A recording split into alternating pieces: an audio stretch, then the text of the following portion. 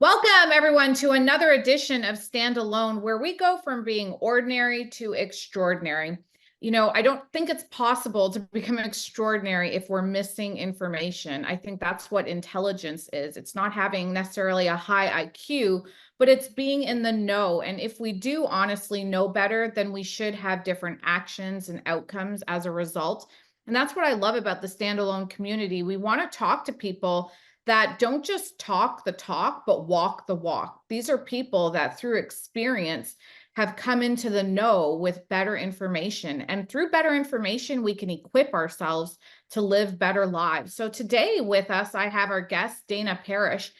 She had an experience happen to her that we're going to go through today. What we're talking about is just getting healthy. And there's a long conversation about a topic that not a lot of us are speaking about, but it's a very real thing. Some of us may be even experiencing some symptoms and we're unsure of what's going on. So, if we can have conversations about what is chronic disease, what are the things that are happening inside of us, and then we can have kind of like a checklist of what to go through. So, I know that you partnered with Dr. Stephen Phillip. And you wrote this great book called Chronic, The Hidden Cause of Autoimmune Pandemic and How to Get Healthy Again. I think, Dana, I think it's a forever mission for us to stay healthy. So sometimes, we're born healthy, then we get unhealthy, then we have to get healthy again. But even for people that are listening to me today, if you want to be a top performer, which I know a lot of you are, you've got to honor your health. And if you are healthy, don't take it for granted because something can happen to you out of the blue. And a healthy system can just fight off things better. So I wanted to bring up this experience that you had, Dana, where you have a different background. You studied music, you were writing songs for Celine Dion. You went to like some prominent schools in New York, and you were dedicated to your career in music. Then all of a sudden you went to a wedding and something happened. If you could touch on just the experience that you had, it was very personal. And then you went on a mission to bring awareness to chronic illness and get people healthy again. So what was it that happened? Thank you for being here, first of all. And then if we can go through this, so just people understand your story and the impact that it made on your life, and now how you're trying to get this message across to everyone else that may be suffering through this also. Sure. Thank you so much for having me on. So I was at the prime of my life and career, and I was just signing this really exciting deal with Sony on the heels of those two songs going on the Celine record, and had all these plans to travel the world, be writing and performing all over the place, really all over the world. So July 4th weekend, it was like 10 years ago, I got a tick bite at my friend's wedding that changed the entire course of my life and career. I got a really severe case of Lyme. And when I got back I lived in Manhattan. When I got back a few days after the wedding, I was really sick. I got like a very bad headache and neck ache. And it was kind of weird because it's in the middle of July. And I'm like, why am I sick like this? And a few days later, I saw a little tiny bite and a very faint rash. And I grew up in New Jersey. I knew that was Lyme. I knew that's all I really knew about Lyme. Walked over to urgent care, was given 3 weeks of doxycycline, which is an antibiotic, and told, don't worry about it. You're going to be fine. And don't Google it, and don't be one of these crazy Lyme people. And I thought that was such a weird thing to say. I'd never heard of a crazy Lyme person, and it made me very uncomfortable and sort of raised my suspicion that something more was going on with this whole situation than I realized and understood. So I took the 3 weeks of doxy. My initial symptoms went away, and I went on with my life, but I was very fatigued. Other than that, I was pretty highly functioning, again, writing, and did sign my deal and doing all these great things. But 2 months later, I woke up and my breast was swollen. That was the first sign that something was really weird and haywire with my body. From there, I went on to do a workout and get a very severe muscle weakness where I couldn't use my arms anymore. I couldn't really lift a fork. I was so weak. I was getting very severe light and sound sensitivity, severe anxiety, depression, insomnia, all this stuff, just brand new, all these new symptoms that I had never had before, all sort of cascading at once a few months after this tick bite. Now, I went from doctor to doctor with each new symptom, with each new part of my body, rashes. I saw dermatology, internal medicine, 3 infectious disease doctors.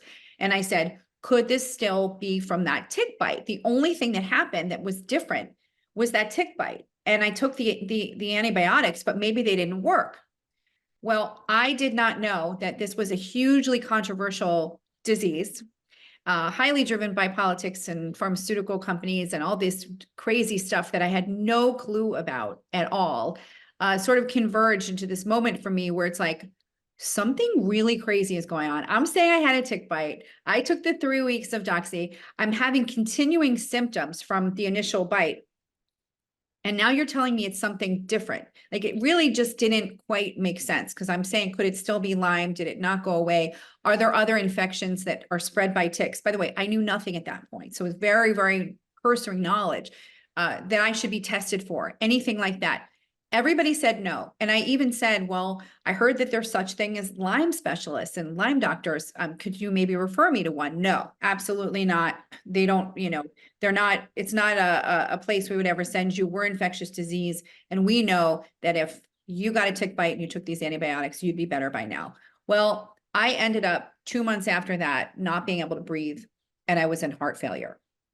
So now I am like sort of near death. I'm so ill. I can't walk. I'm totally bed and homebound. And still, I went to a cardiologist. He says, I don't really know why your heart is like a 70-year-old man, but I have every symptom in the book. And finally Googled all my symptoms and started looking at studies and said, oh my God, this is still Lyme, and this is some tick-borne disease. And it was then that a friend sent me to Dr. Phillips, who I wrote the book with. And he immediately knew also that I needed to be tested for other infections that are spread by ticks. They can spread many infections in the same bite. And I had another one. And And what Bartonella is? yeah, that's what Bartonella is. And it's also called cat scratch disease. You don't have to get this from a tick. You can get it from fleas. It's lice. It's transmitted through other vectors too. But in my case, I got it from most likely from that tick bite, that same bite. And I needed totally different antibiotics and treatment for that. Was it Lyme or Bartonella that caused my heart failure? Well, they both can do it. So I guess we'll never totally know. Lyme carditis is pretty well known and well accepted. But it was. How did your friend know Dr. Stephen Phillips? Like, how did that connection happen? It's a crazy story. The short of it is, I met this couple on a plane going to LA, because my career in music was a lot of New York, LA, and Nashville, for many years.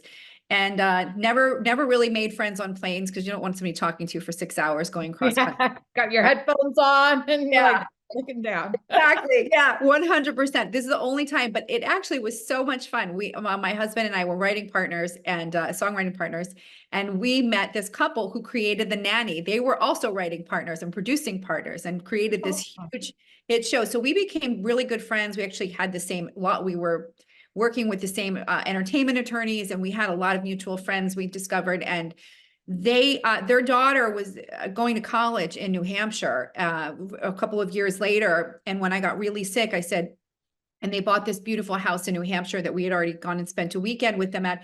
And I said, do you guys know anybody in New England that might be able to refer me to a Lyme doctor? Because that's sort of the hotbed, or known to be the hotbed of Lyme. And they knew about this doctor because one of their neighbors had gone to him and said, like, he's brilliant. And they had heard him speak in front of a government hearing, basically advocating for better and more treatment for Lyme patients. And he was able to change laws in many, many states. So he's a Yale-trained internal medicine doctor. He's absolutely brilliant. And he took an interest in this specialty because his dad had heart failure from Lyme when he was in med school, and nobody would treat his dad. He looked at the literature himself and said, wait a minute, this sounds like Lyme. And they wouldn't give him antibiotics. And so he was like, okay, I'll treat my dad myself. And he saved his heart. He saved his life. So that was sort of what the thing that changed his course of his career. And he also went to business school, Wharton Business School. And I love what he said about, business teaches you, business school teaches you how to think, and then med school teaches you what to think. And so we need doctors that almost have like a great business critical thinking mindset, Yes. solve problems instead of just being like a robot and saying symptoms, here's a medicine for it. And I love this. And I'm just speaking so highly of him because for your book, for you to be co-author with him. And I think it's just a beautiful thing where there's a doctor and then a patient writing a story together so people can understand. And then before you continue, also for us to talk about, Lyme disease and just the origin of it. It's very interesting. I lived in the Northeast and I knew I was actually operating an office in Connecticut, and this is where I ran into Lyme, Connecticut. And Interesting.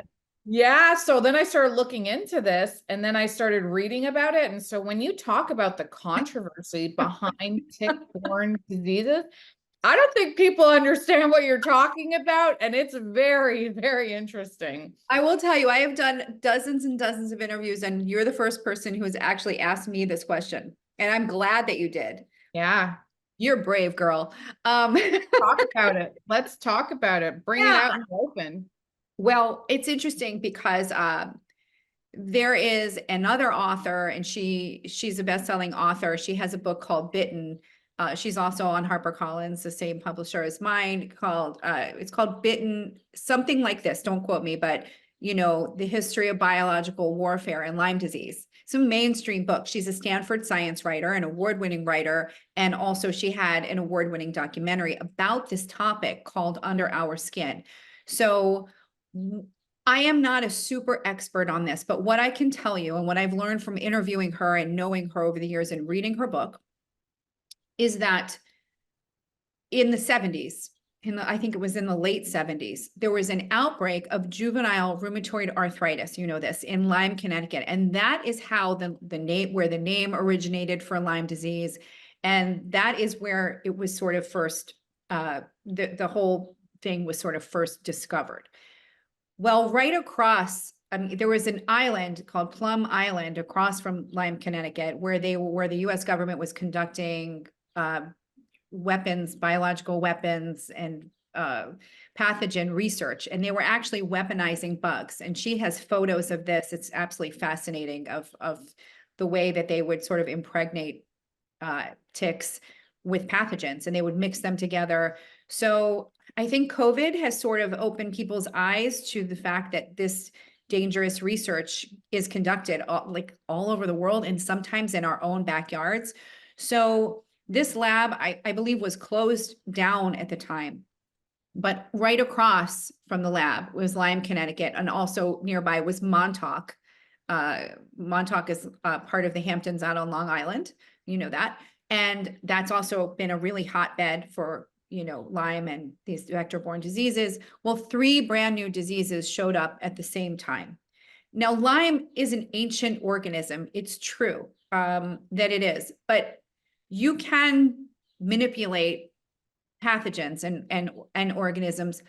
It is posited that was a possible lab leak, if you want to call it that animals and bugs, got onto that island, acquired those diseases, or acquired those ticks that, ticks are on birds. So did the birds get these disease ticks and bring them over? I don't know what really happened, but that's a real concern. And there's actually a book called Lab 257 that was written just about this whole topic of Plum Island. And I think it's very important that you brought it up, because when we look at the origins of COVID, and when we look at origins of other pathogens that people think of as natural, they don't always have a natural origin. And there is genetically modified bioengineered organisms that get into the public domain, if you will, and make people sick.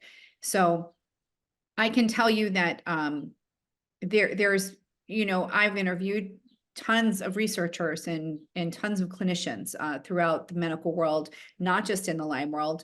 And there's deep concern about what's going on with that, and that some of these pathogens may have been enhanced to become more virulent. and causing chronic, complex, debilitating illness. They're not necessarily intended to kill you. I think there's this idea that if that happens, you're just, why would they do that if it's not going to kill you? Well, that's not the intention.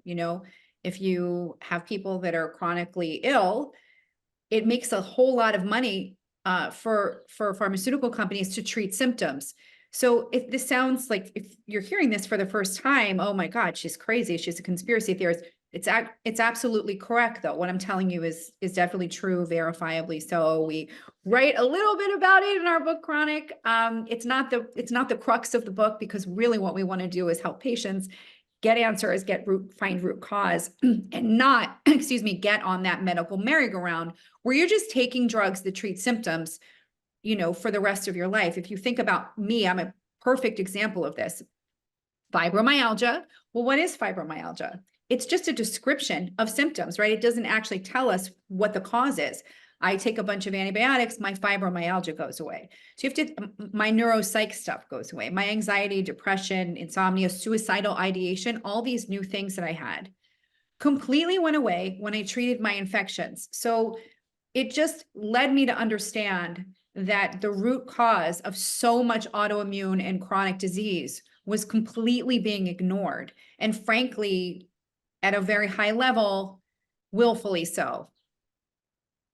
Yeah, I just want to say this for the audience, I believe in the truth. I believe that what the truth is, it's the same thing as light. It's like you shine a light so you can see what is really there.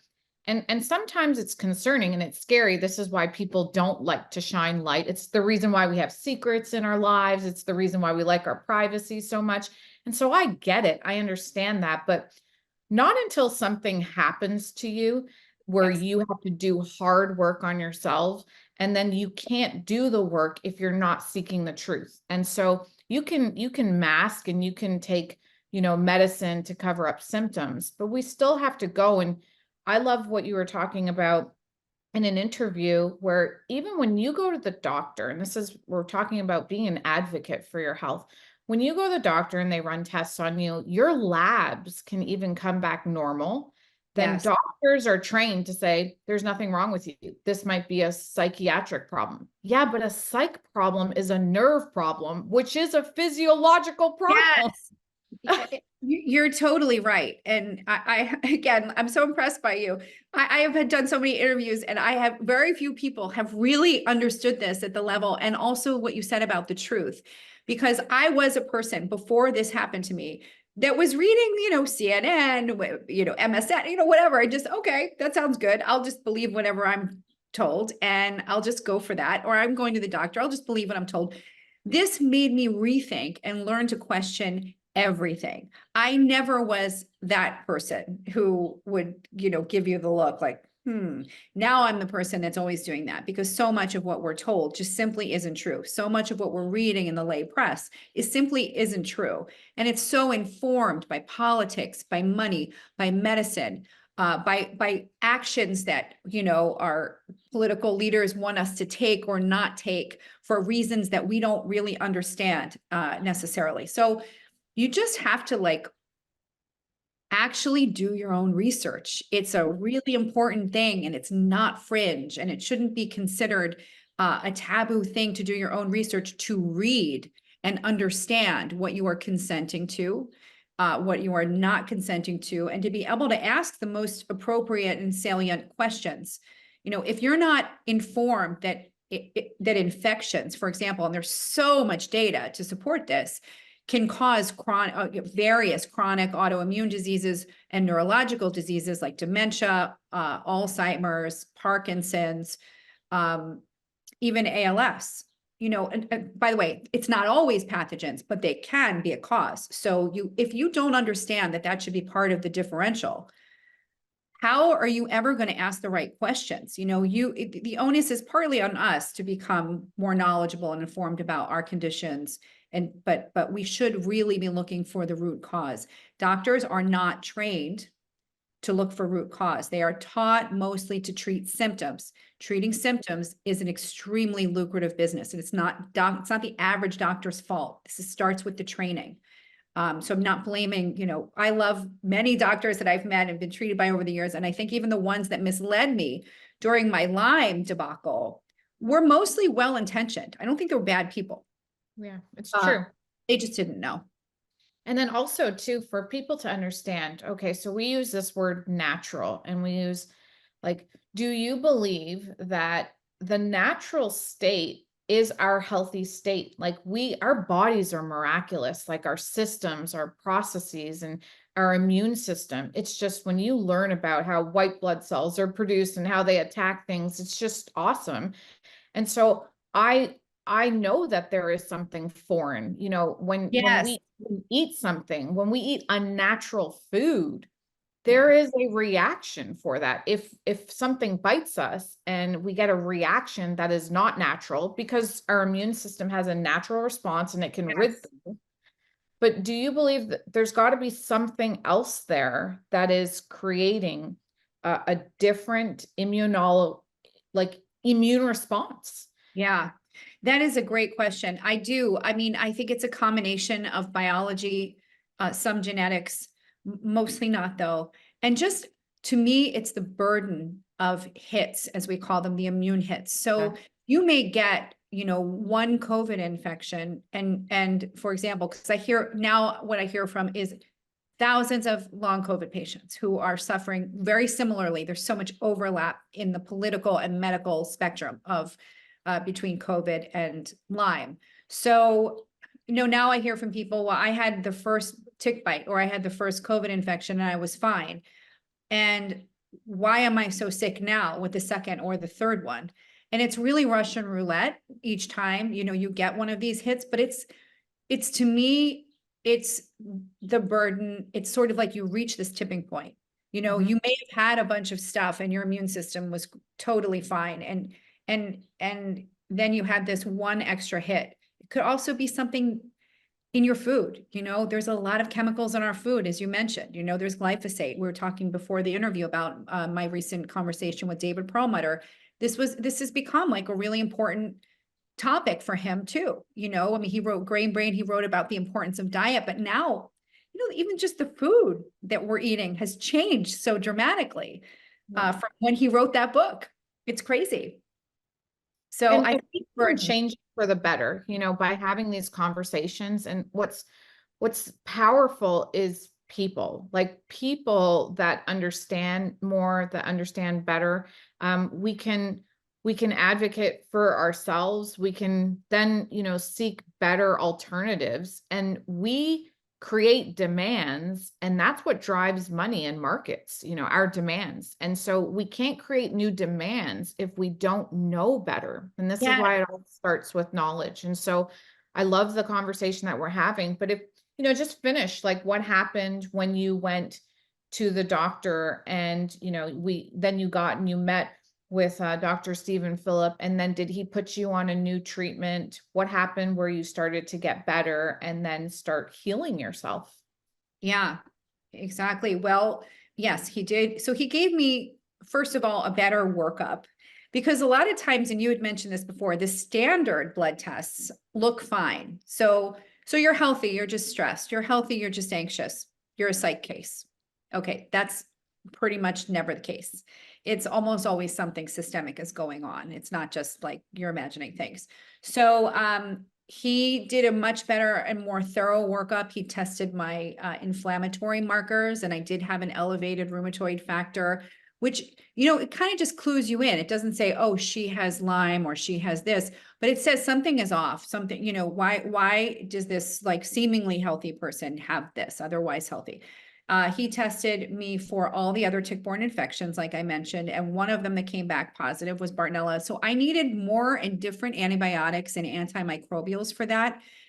So my Lyme was vastly undertreated, as many people's Lyme cases are. And that's a whole thing. Insurance doesn't want to pay. So again, it goes back to politics. It's always about money and politics. So I did several months of rotating antimicrobials and antibiotics in a Chinese medicine protocol with a different doctor named Dr. Zhang from the Zhang Clinic. So that was all Chinese herbs. And they were totally fine to, they collaborated on many cases together. So it was very much a collaborative effort. They both said to me, they each said to me, just let me know what you're doing with the other doctor so we keep you safe. And within 2 months, my heart failure was gone. My fibromyalgia was gone. Most of my neuropsych stuff was getting better. It was calming down. I was able to start working again and being in the recording studio within like 6 or 7 months. And within a year, well, I had stopped treating probably around 8 to 10 months in. Within a year, I was back to my former self, but also I probably even felt better because I probably had some low-lying stuff that was, not really problematic, but maybe kept me having little symptoms here and there, and all of that was gone. Wow. So, just to go back in terms of just when you are at a doctor's office and they say to you, like, the labs come back normal, and they're like, they sometimes can say it could be all in your head. You know, Yeah, that's how right. do you like what recommendations can you give to people to just advocate for yourself? Like, what's the next step then? Because if we're getting physiological symptoms of stuff, and so when you said you had the neurological responses, can you Yeah. explain what those were? Because I know you talked about vertigo, the vibrations. Dr. Yeah. Stephen was talking about vomiting. This is not in your head. Actually, this is a reaction that your body is doing. So if you could explain those, and then what do you do as a patient to advocate for yourself? What are the next steps when the doctor you're currently talking to is saying, no, everything's fine, this could be in your head? Well, I should say a lot of times you're not in the right doctor's office. Like I needed a specialist. So that's one thing that I think is really important and that I don't say enough is that it's not if your doctor is inherently dogmatic, and a lot of them are, they have their hand on the door, they're sort of internally rolling their eyes at you because they don't really understand. How can you tell me that your knee hurts, but that you're light sensitive, but that you have new onset headaches? How do you connect them? Well, actually, these infections cause multisystemic illness. I bring it back to COVID only because the average person who may not know about Lyme will know more about COVID at this point and they'll have a friend or a family member or even themselves who have had long-term chronic symptoms from COVID. It's very similar. They're weird, they're migrating, they pop up. Most doctors don't understand complex chronic illness. So my opinion is if you can't get your needs met and you can't be heard by your doctor, also, bring in studies, bring in a couple of anecdotes. Maybe you'll read something, in Time magazine. There are articles about these people like me who will just write their stories and they'll get published. If you can't get a doctor to pay attention and know what to do with that, you really kind of have to move on. I'm a big fan of ILADS, ILADS.org. That Dr. Phillips was part of that, which is International Lyme and Associated Diseases. That's for Lyme. But in terms of like any autoimmune and chronic disease, I strongly feel that you have to ask your doctor about root cause, and then you have to present them with the information that you could find. I looked at some studies on PubMed or Google Scholar, and it said that these various infections can cause, so for example, there was just a huge study published about MS being caused by EBV. MS can also be caused by Lyme. These are two infections we can test for, and maybe we can rule them out. And also, Lyme is a bacterial infection, and it can infect the brain. It can infect the central nervous system. That's a fact, and that's long documented. So you can treat these with antibiotics and see if you get better. People with MS have had brain lesions disappear, treating Lyme. Many such cases in our book. So you don't have to be relegated to this like dead end, hopeless diagnosis. But you do have to push to get to the root cause. I also like functional medicine. I like integrative medicine. I have nothing against people trying all these different things because Western medicine has a very narrow and siloed approach. You go to the doctor, you go to your internal medicine doctor with rash like I did, they're going to send you to an allergist. You tell your allergist you're having trouble breathing, they're going to send you to a pulmonologist or a cardiologist. So nobody's putting this stuff together. And for me, it was Dr. Phillips who looked at the whole picture. For him, this is his bread and butter. He sees this 24 hours a day. 7 days a week. People come to him from all over the world who have these complex cases. What's interesting is, you know, I interviewed a number of celebrities who had complex chronic cases of Lyme. And then there are other ones that have come forward that that I don't personally know, but it doesn't matter if you're rich and famous in order to, like, you don't get a better shot at getting better because you have money. It's really the knowledge about where you have to go. I can't tell you how many rich people have contacted me over the years. They'll pay any amount of money. They literally don't know where to go. You know, just Yeah. having the knowledge of just that information alone is sometimes the most important thing you can have.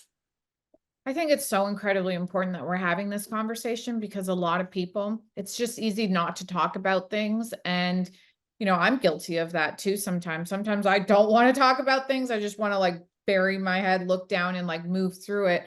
But we go through things to help other people. And Yes. then we can't help other people. We can't be of service to this world if we are just not talking, because this conversation might save someone's life. And so it's really important. And even just you talking to those people on that plane that one time, look how it turned around and probably saved your life. It did. I totally agree with you. And I should say I was like that before this. I was not, when Yeah. you're, and you know this, when you're in the entertainment business or when you're a public person, you're taught not to talk about anything, any illness. Yeah. You're just taught to keep it. I mean, yeah, of course, among your family and friends, but you're really taught to not make it public. I, it wasn't like I was so famous, but I was absolutely pursuing something, you know, that was putting me more in the public eye and that was making me um somebody that if I was considered sick, I wouldn't get offered jobs. You know, you want to make sure that you don't put that out there because then you can't get in. For example, you know, actors have said, I can't come forward with my chronic Lyme because I'm afraid I won't get insurance for movies. There are big movie stars that have chronic Lyme. Mark Ruffalo has come out about it. Alec Baldwin. There's a number of people that haven't come out too. They're all afraid of not getting insurance. So for somebody like me, you don't want to be thought of as the sick person because then nobody will be willing, you know, there are people that won't be willing to work with you because they're afraid you're not going to show up or you're not going to be all, you know, totally available. So I was taught not to really say anything too much. And it was a big decision for me to come out with my story because I knew that it was going to be I knew that it was going to be known throughout the entire music business, but I can't tell you how many people I've then been able to help. And it's been such a blessing to be able to not have that as a secret. And I've helped executives, I've helped artists, I've helped people that you know. And I love to do it because I feel like I was given this chance, I was given this gift of recovery, and I have to pay it forward. I mean, I can't sit idly by knowing this is happening. These are crimes against humanity. This isn't just a little joint pain or a little light sensitivity. This was ruining my life and probably going to kill me. I'm a young, healthy person in my 30s. I'm happily married. I'm at the prime of my career. I have a family that I love and friends that I love. And I'm going to freaking die over a tick bite because nobody's listening to me. And I'm just going to keep it to myself. Like, no, that was never going to happen. I cannot live with what's happening. And now I can't be quiet because we have all this long COVID and all these COVID crimes, and it's just endless. So what is long COVID? If you could explain that to the audience, because a lot of people today, you know, there is something going on with people mentally. I believe we're coming into a big mental health crisis. And this is me saying this not to create more drama and crisis, because that's what people like. This is to bring awareness, because if you're not feeling well, it's so incredibly important that you start to heal yourself. And for you to know that it is possible to heal yourself with the right information. And so what is long COVID? Could people be experiencing this? And then what can we do to help alleviate it instead of just saying like it's in my head? Because a lot of us, especially high performers, I say this because I do this all the time. I literally can be experiencing something and I can just shut my mind off to it and just continue and go hard. And I feel like I'm just going to override it. until the day where I cannot, so Yeah, I was like that too. I totally do understand that. I mean, I would say first off, like, do listen to your body, do pay attention to your body, and do trust yourself. For me, the guiding force to get the answer was that I trusted myself. I knew I wasn't crazy. I knew it yeah. wasn't in my head. And I had these very real symptoms that it was very black and white. It was very obvious to me something new and terrible was happening that needed to be solved. But long COVID is very similar in that COVID can be a chronic infection. So we know that COVID can disseminate, and it's been found replicating in the gut 600 days after infection. They've done autopsies, and I have close friends that are studying tissue in COVID patients, or even people who didn't have a very serious case, who were not hospitalized, who were not very sick, have this virus still in their organs long after the initial or the acute infection has resolved.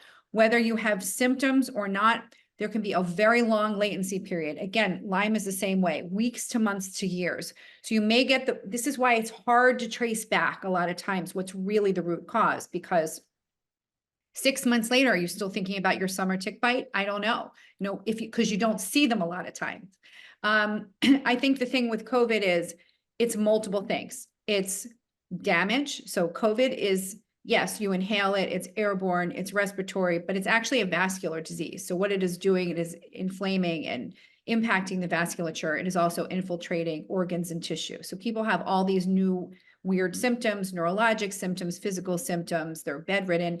And then some people go along and they're just fine. I think there's some studies that are clarifying like who's more susceptible to that or not. But there's a huge misconception that it's only very old people or very sick people that are suffering. That's not true. I just did a really great interview with David Petrino, who runs the biggest long COVID clinic, I think, in the country, Mount Sinai. And he said, most of my patients, it's something like they're in their 20s and 30s. They're vaccinated and they're here for a mild, they're here for a mild infection, and they had no pre-existing health conditions.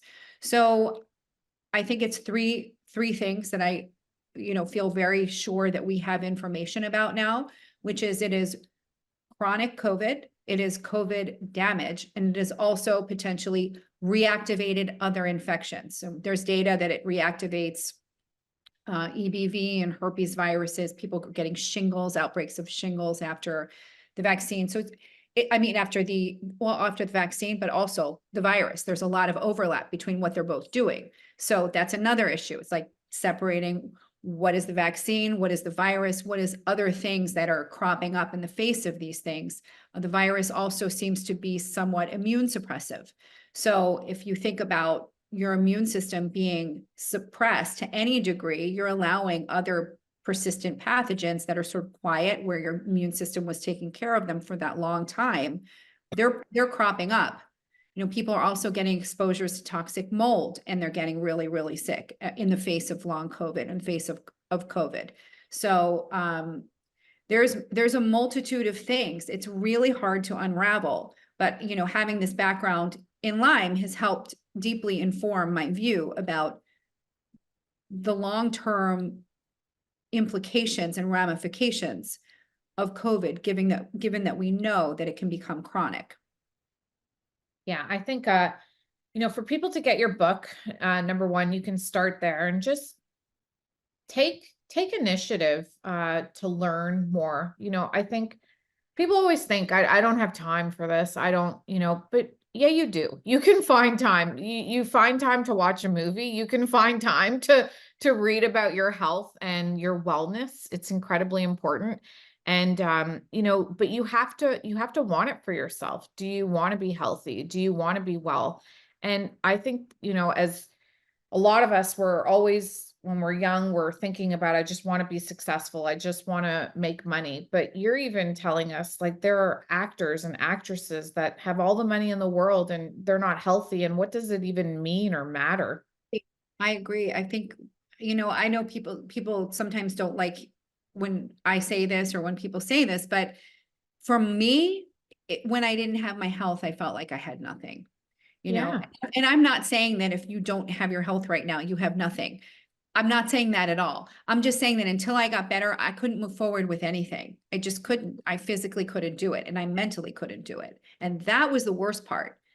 It was the psychiatric stuff. It was the neurological stuff.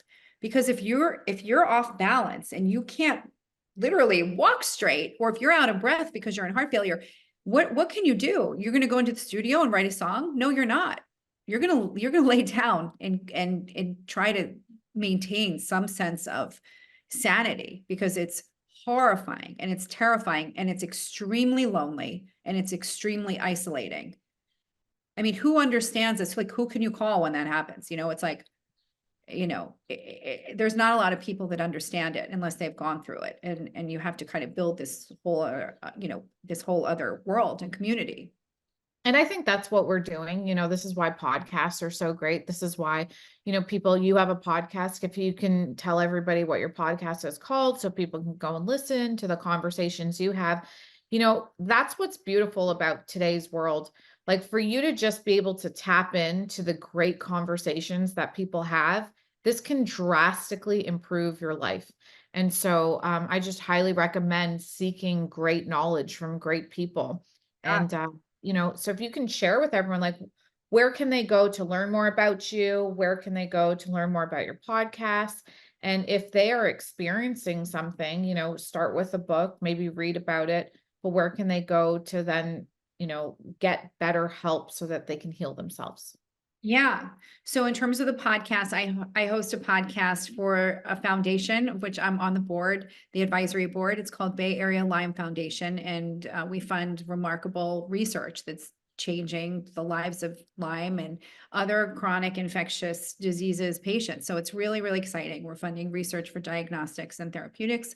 And I host their podcast called Tictective, where I interview people like David Petrino. I just interviewed David Perlmutter, Kiko Iwasaki, who was just on the cover of Time magazine for her top 100 scientists in the world, or in the US. So I'm getting to talk to people who have these answers, are on the cutting edge of science, and are providing info and insight in real time that you're just not getting everywhere. It's just not, everybody is slow to sort of catch up.